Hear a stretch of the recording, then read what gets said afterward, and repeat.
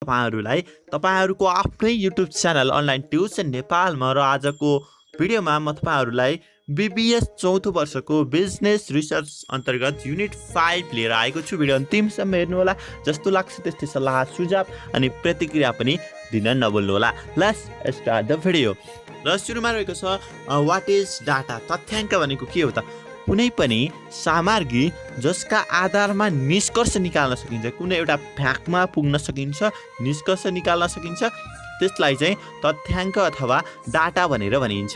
जब कुनै अनुसन्धान वा प्रयोगात्मक अध्ययनको समस्याको आधारमा अनुसन्धान वा प्रयोगको रूपरेखा डिजाइनको निर्माण गरेर योजना अनुसार समग्र वा जनसङ्ख्याबाट जुन सूचनाहरू वा सामग्रीहरू वा तथ्यहरूको सङ्कलन गरिन्छ त्यसको सङ्ख्यात्मक रूपलाई तथ्याङ्क भनिन्छ। के त एउटा रिसर्च अनुसन्धान अथवा अध्ययनको जुन एउटा अध्ययनले पत्ता लागेको एउटा समस्याका लागि चाहिँ एउटा डिजाइन निर्माण गरेर एउटा योजना अनुसार चाहिँ जुन सूचना सामग्रीहरू तथ्यहरू सङ्कलन गरिन्छ त्यसलाई चाहिँ हामीले तथ्याङ्क भनेर भनिने रहेछ।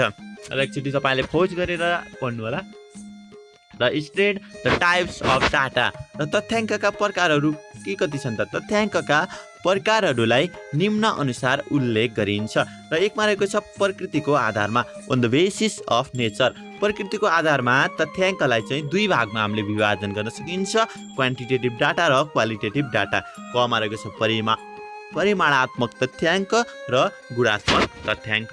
त्यस्तै on the basis of originality र एउटा मौलिकताको आधारमा चाहिँ तथ्याङ्कलाई हामीले दुई भागमा विभाजन गर्न सकिन्छ, प्राथमिक तथ्याङ्क प्राइमरी डाटा र द्वितीय तथ्याङ्क सेकेन्डरी डाटा। र तेस्रो क्वेसन रहेको छ व्हाट इज प्राइमरी डाटा। प्राथमिक तथ्याङ्क भनेको के हो त? प्राइमरी डाटा भनेको के हो त? अरूबाट सङ्ग्रहित नभई, कसैबाट चाहिँ सङ्कलित नभएका, सङ्ग्रहित नभएका, प्रथम पटक अनुसन्धानकर्ताले सङ्ग्रह गरेका तथ्याङ्कलाई प्राथमिक तथ्याङ्क भनिन्छ। जुन एउटा रिसर्चर हो त्यसले चाहिँ आफूले एउटा फिल्ड भिजिट गरेर पहिलोचोटि चाहिँ जुन सङ्ग्रह गरेको तथ्याङ्कलाई चाहिँ हामीले प्राथमिक तथ्याङ्क भनिन्छ।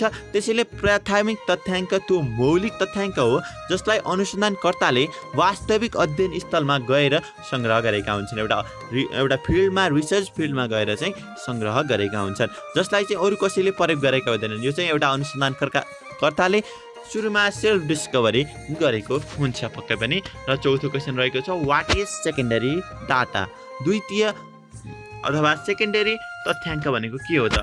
अरू कसैले सङ्ग्रह गरेका, कुनै पनि व्यक्ति हुन्छ अथवा रेडियो टेलिभिजन इन्टरनेटहरूले कलेक्ट गरेका, सङ्ग्रह गरेका वा प्रयोग गरेका वा विभिन्न पत्रिका, पुस्तक, रिपोर्ट आदिमा प्रकाशित भइसकेका हुन्छन्। तिनै तथ्याङ्कहरूलाई आफ्नो अनुसन्धान विषयको लागि उपयोग गरिन्छ भने त्यसलाई सेकेन्डरी डाटा भनेर चाहिँ भनिने रहेछ। र अब चाहिँ state the source of secondary data. यो द्वितीय तथ्याङ्कका चाहिँ स्रोतहरू के हुन् त? स्रोतहरू के हुन्? यी चाहिँ हामीले कहाँबाट कलेक्ट गर्न सकिन्छ, तिनी नै यसका स्रोत हुन्। द्वितीय तथ्याङ्कका स्रोतहरू निम्न अनुसार छन्। सुरुमा रहेको छ व्यक्तिगत दस्तावेज, प्राइभेट डकुमेन्ट। र प्राइभेट डकुमेन्ट अन्तर्गत रहेका छन् जीवनगाथा, बायोग्राफीबाट हामीले चाहिँ एउटा सेकेन्डरी डाटा कलेक्ट गर्न सकिन्छ, डायरी अनि पर्सनल लेटर अनि मेमोरिज अथवा स्मरणबाट चाहिँ हामीले एउटा सेकेन्डरी डाटा कलेक्ट गर्न सकिन्छ। र एकको व्यक्तिगत दस्तावेज अन्तर्गत चारवटा पर्ने भए biography, diary, personal letter and memories. र दोस्रोमा रहेको छ सार्वजनिक दस्तावेज र पब्लिक डकुमेन्ट अन्तर्गत रहेको छ प्रकाशित दस्तावेज र अप्रकाशित दस्तावेज मार्फत चाहिँ हामीले सेकेन्डरी डाटा चाहिँ हामीले कलेक्ट गर्न सकिने रहेछ। र अब चाहिँ छैटौँ नम्बरमा रहेको छ state the method of collecting primary data. अब चाहिँ हामीले प्राथमिक डाटा, प्राथमिक तथ्याङ्क कसरी कलेक्ट गर्न सकिन्छ, यसको तरिका के हो? र प्राथमिक तथ्याङ्क सङ्कलनका विधिहरू निम्न अनुसार छन्। सुरुमा रहेको छ अवलोकन विधि, जसलाई हामीले इङ्ग्लिसमा भनिन्छ अब्जर्भेसन मेथड। र दोस्रोमा रहेको छ अन्तर्वार्ता विधि, इन्टरभ्यू मेथड। र तेस्रोमा रहेको छ डाक प्रश्नावली विधि, मेल क्वेसनियर मेथड। र यो इङ्ग्लिस मिनिङ पनि ख्याल गर्नु होला। र चौथोमा रहेको छ अनुसूची सेड्युल। र यो क्वेसन तपाईँले एकचोटि पोज गरेर पनि हेर्नु होला। State the principal of question यार। अब क्वेसन यारको सिद्धान्त के हो त, प्रश्नावलीको सिद्धान्त के हो त, यसलाई चाहिँ स्टेट गर्न भनेको छ। र प्रश्नावलीका प्रमुख सिद्धान्तहरू यस प्रकार छन्। र प्रश्नावली कस्तो हुनु पर्यो, स्पष्ट र छोटो हुनु पर्यो, सबैले बुझ्ने खाले हुनु पर्यो, स्पष्ट हुनु पर्यो र छोटो र मिठो हुनु पर्यो, क्लियर एन्ड प्रिसाइज, स्पष्ट र छोटो हुनु पर्यो। र दोस्रोमा रहेको छ प्राकृतिक र चलन चल्तीको भाषाको प्रयोग। र जुन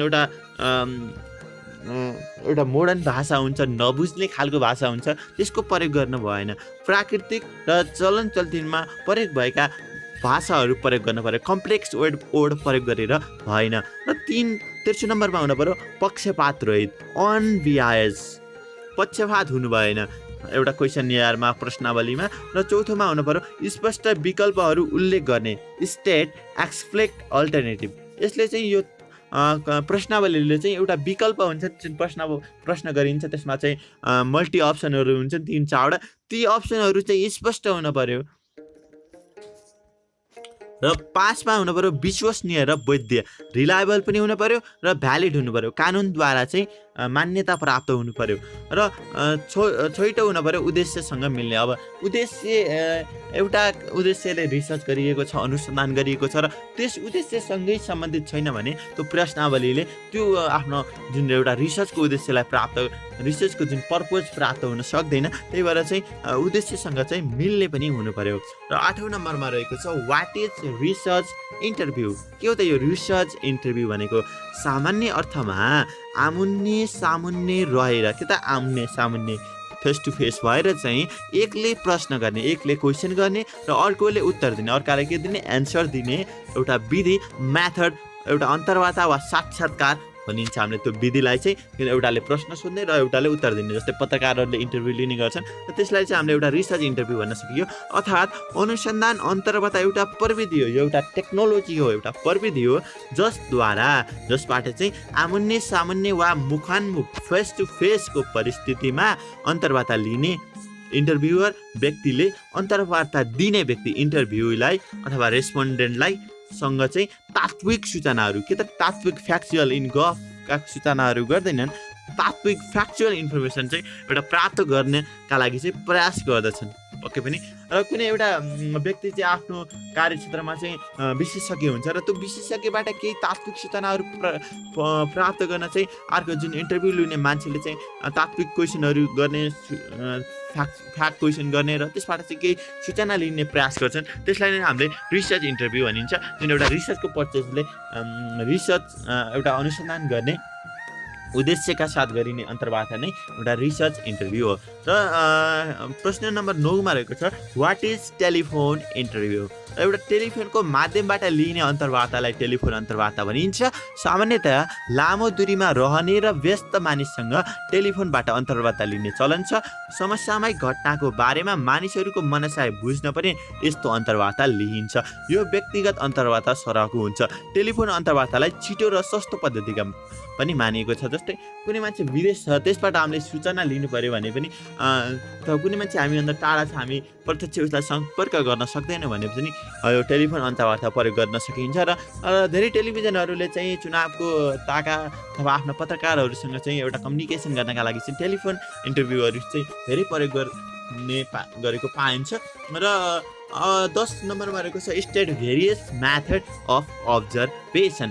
एउटा अवलोकनका चाहिँ विधिहरू स्टेटद्वारा भनेको छ। अवलोकनका प्रमुख विधिहरू निम्न अनुसार रहेका छन्। 1 नम्बरमा रहेको छ सहभागी मूलक र असहभागी मूलक अवलोकन, पार्टिसिपेटोरी एन्ड नन पार्टिसिपेटोरी अब्जर्भेसन। र दोस्रोमा रहेको छ प्रत्यक्ष र अप्रत्यक्ष अवलोकन, डाइरेक्ट एन्ड इन्डाइरेक्ट अब्जर्भेसन। र तेस्रोमा रहेको छ सामान्य र व्यवस्थित अवलोकन, सिम्पल एन्ड सिस्टेमेटिक अब्जर्भेसन। र चौथो नम्बरमा रहेको छ विषयगत र वस्तुगत अवलोकन, सब्जेक्टिभ एन्ड अब्जेक्टिभ अब्जर्भेसन पक्कै पनि। र 11औं नम्बरमा रहेको छ वाट इज डेप्थ इन्टरभ्यू। के हो यो डेप्थ इन्टरभ्यू भनेको चाहिँ? एउटा गम्भीर अन्तर्वार्ता भनेको के हो? कुनै अन्तर्वार्ताकर्ताले, एउटा अन्तर्वार्ता लिने मान्छेले इन्टरभ्युअरले जुन इन्टरभ्यू लिने मान्छे हुन्छ कुनै व्यक्तिको व्यक्तित्वको गतिशीलता कुनै एउटा व्यक्ति हुन्छ त्यसको चाहिँ एउटा डाइनामिक गतिशीलता र प्रेरणाहरू इन्सपिरेसनसँग सम्बन्धित अचेतन अनकन्सियसका साथ अन्य कुराहरू प्रकाशित गर्न निश्चित लक्ष्यले त्यसका जुन भित्र रहेका कुन फ्याक्ट कुरा हुन्छ जस्तै टेड टकले पनि मान्छेलाई चाहिँ उसलाई इन्सपिरेसन दिनका लागि चाहिँ त्यो व्यक्तिका अन्तर हृदयमा भएका कुराहरूलाई प्रस्तुत गर्नका लागि चाहिँ टेड टक इभेन्ट गर्ने गर्छ हजुरलाई थाहा होला र त्यस्तै चाहिँ एउटा अन्तर्वार्ताकर्ताले चाहिँ कुनै व्यक्तिको चाहिँ व्यक्तित्वको गतिशीलता डाइनामिक र प्रेरणाहरूसँग सम्बन्धित अचेतन अनकन्सियसका साथ अन्य कुराहरू प्रकाशित गर्ने निश्चित लक्ष्यले अन्तर्वार्ता गर्दछ त्यसलाई गहनता वा गम्भीर अन्तर्वार्ता डेप्थ इन्टरभ्यू भनिन्छ यसको सम्बन्ध मनोविश्लेषणसँग हुने हुँदा यसले लामो समय लिन्छ पनि भनेको छ जस्तै हामीले चाहिँ एउटा एपी1 टेलिभिजनमा चाहिँ टिकाराम यात्रीको सो तमो सोमा जति गमाई भन्ने एउटा सो छ त्यसले पनि एउटा इन्टरभ्यूले डेप्थमा गएर चाहिँ त्यो इन्टरभ्यू लिने गर्छ तपाईँ पनि हेर्नुहुन्छ होला त्यो कार्यक्रम र 12मा रहेको छ वाट इज ग्रुप इन्टरभ्यू सामूहिक अन्तर्वार्ता भनेको के हो त अब श्रमिकहरूको समस्याको सम्बन्धमा जानकारी प्राप्त गर्नका लागि एकै ठाउँमा श्रमिकहरूलाई सामूहिक रूपले सोधपुछ गर्नु र समस्याहरू नोट गर्नु सामूहिक अन्तर्वार्ता हो श्रमिक यो त उदाहरण मात्रै हो श्रमिक होस् या जो कोही व्यक्ति र सबैलाई एकै ठाउँ जम्मा गरेर उनीहरूसँग चाहिँ एउटा प्रश्न सोध्ने र उनीहरूको समस्यालाई नोट गर्ने इन्टरभ्यू चाहिँ हाम्रो ग्रुप इन्टरभ्यू हो र यस्तोद्वारा ठुलो जनसङ्ख्यामा कम समय र कम खर्चमा धेरै सूचनाहरू प्राप्त गर्न सकिन्छ एउटा ठुलो मासमा चाहिँ एउटाबाट चाहिँ एउटा कम समयमा चाहिँ कम खर्चमा सूचनाहरू प्राप्त गर्नका लागि चाहिँ यो उपयोगी हुन्छ यो बेस्ट हुन्छ र क्वेसन नम्बर 13मा रहेको छ what are the principal of interviewing र अन्तर्वार्ताका सिद्धान्तहरू हुन्छन् बेसिस हुन्छन् र ती सिद्धान्तका आधारमा चाहिँ अन्तर्वार्ता लिने गरिन्छ र ती सिद्धान्तहरू के रहेका छन् त अन्तर्वार्ताका सिद्धान्तहरूलाई निम्न अनुसार उल्लेख गर्न सकिन्छ सुरुमा चाहिँ अन्तर्वार्ताको तयारी गर्नु पर्यो जुन अन्तर्वार्ता लिने मान्छे हो जसले जुन आफ्नो अतिथिलाई बोलाएको छ उसका बारेमा रिसर्च गरेर ऊ त्यो के फिल्डमा दक्ष छ त्यससँग सम्बन्धित रिसर्च गरेर चाहिँ प्रिपरेसन नगरिकन अन्तर्वार्ता लियो भने त्यो अन्तर्वार्ता ले चाहिँ एउटा उद्देश्यलाई एउटा गहिर उसको अन्तर्हृदयलाई चाहिँ अन्तर्हृदयका कुराहरूलाई चाहिँ प्रष्ट गर्न सक्दैन र अन्तर्वार्ता हेर्ने मान्छेलाई पनि रमाइलो हुँदैन त्यही भएर चाहिँ अन्तर्वार्ताको तयारी गर्नु पर्यो र सुरुमा अन्तर्वार्ताको सञ्चालन के गर्नु पर्यो एक्जिक्युसन गर्नु पर्यो conduction or execution of interview अन्तर्वार्ताको तयारी गरिसकेपछि अन्तर्वार्ताको सञ्चालन गर्नु पर्यो र अन्तर्वार्ता सञ्चालन गरिसकेपछि त्यो अन्तर्वार्ता चल्छ अनि लास्टमा अन्तर्वार्ता समाप्ति गर्नु पर्यो क्लोजिङ अफ इन्टरभ्यू कसरी समाप्त गर्ने त अतिथिलाई धन्यवाद दिएर हुन्छ कि तपाईले आफ्नो बहुमूल्य समय दिनु भएकोमा तपाईलाई धेरै धेरै धन्यवाद फिलिङ ग्र्याटिट्युड भएर चाहिँ र लास्टमा चाहिँ अन्तर्वार्ताको अभिलेखन रेकर्डिङ अफ द इन्टरभ्यू त्यो अन्तर्वार्ताको चाहिँ अभिलेख राख्ने त्यो अन्तर्वार्ताबाट चाहिँ के कुरा प्रश्न भयो के कुरा नयाँ सृजित भयो के कुरा थाहा पायो र त्यो चाहिँ हुन्छ अन्तर्वार्ताका सिद्धान्त अन्तर्गत यदि पर्छन् र 14औं नम्बरमा रहेको छ वाट इज डिस्क्रिप्टिभ स्ट्याटिस र एउटा तथ्याङ्क शास्त्रीय विधि भनेको के हो त कुनै पनि क्रियाकलाप वा समूहको आधारभूत चरित्र कि त कुनै पनि एउटा एक्टिभिटिज अथवा एउटा ग्रुपको एउटा आधारभूत बेसिक मोरल क्यारेक्टर चरित्र एवं स्वभाव उनीहरूको मोरालिटी हुन्छ स्वभावहरूलाई चाहिँ व्याख्या गर्नका लागि के गर्न त्यसको डिस्क्रिप्सन गर्नका लागि व्याख्या गर्नका लागि प्रयोग गरिने के गर्ने युज गरिने तथ्याङ्क शास्त्रीय विधिहरू जस्तै मध्यिका मिन मेडियन स्ट्यान्डर्ड डेभिएसन मोड भनिन्छ स्तरीय विचलन बहुलकलाई चाहिँ व्याख्यात्मक तथ्याङ्क शास्त्रीय विधि भनिन्छ अब तथ्याङ्क शास्त्रको प्रयोग गरेर चाहिँ कुनै क्रियाकलाप वा समूहको चरित्र एवं स्वभावहरूलाई चाहिँ व्याख्या गरिन्छ भने त्यसलाई चाहिँ हामीले तथ्याङ्क शास्त्रीय विधि भनिन्छ जस्तै मिन मेडियन स्ट्यान्डर्ड डेभिएसन मोडको प्रयोग गरेर चाहिँ एउटा एक्टिभिटिज अथवा एउटा ग्रुपको चाहिँ मोरल क्यारेक्टरलाई चाहिँ एउटा डिफाइन गर्नका लागि चाहिँ प्रयोग गर्ने एउटा विधि सिस्टमलाई चाहिँ हामीले डिस्क्रिप्टिभ स्ट्याटिस भनिने रहेछ यसबाट छनौट गरिएका नमुनाहरूको सामान्य मापन गर्नुका साथै जुन छनौट गरिएका हुन्छन् सिलेक्ट गरिएका हुन्छन् नमुना मोरल स्याम्पलहरू र त्यसको चाहिँ एउटा सामान्य जेनरल मापन गर्नका लागि चाहिँ मापन गर्नुका साथै तिनीहरूका बारेमा सारांशमा सूचनाहरू प्राप्त गर्न सहयोग गर्दछ तिनीहरूको एउटा सारांशमा समरी बनाउन चाहिँ यसले चाहिँ सहयोग गर्ने रहेछ। तपाईँले एक्चुअली खोज गरेर हेर्न सक्नुहुन्छ। र लास्ट क्वेसन रहेको छ सम्भवतः state the technique of descriptive statistics. एउटा व्याख्यात्मक तथ्याङ्क विश्लेषणका चाहिँ एउटा विधिहरू के छन् त? र सुरुमा रहेको छ आवृत्ति, फ्रिक्वेन्सी, र दोस्रोमा रहेको छ केन्द्रीय प्रवृत्तिको माप, मेजर अफ सेन्ट्रल टेन्डेन्सी। र मेजर अफ सेन्ट्रल टेन्डेन्सीमा तपाईँले म्याथमा पनि पढ्नुभयो होला। र 3 mean, median, mode, standard deviation आदि पर्छन्। र त्यस्तै what is mean and median? के हो त यो मिन र मिडियन भनेको?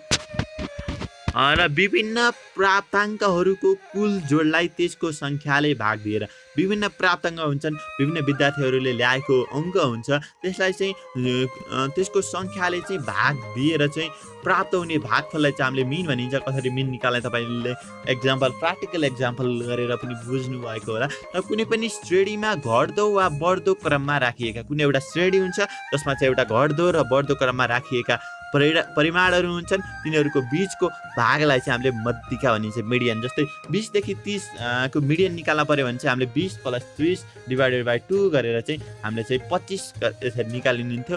र त्यही नै मिडियन हो। र मिन पनि तपाईँलाई थाहा छ। र आजका लागि चाहिँ यति नै। भिडियोमा कमी कमजोरी त्रुटिहरू भएमा ओइलाइदिनु होला, क्षमा गरिदिनु होला। र यस्तै भिडियो हेर्नका लागि हाम्रो युट्युब च्यानललाई सब्सक्राइब गर्न नभुल्नु होला। र भिडियो अन्तिमसम्म हेर्नुहुने सम्पूर्ण दर्शकबिनहरूलाई धेरै धेरै धन्यवाद दिन चाहन्छु।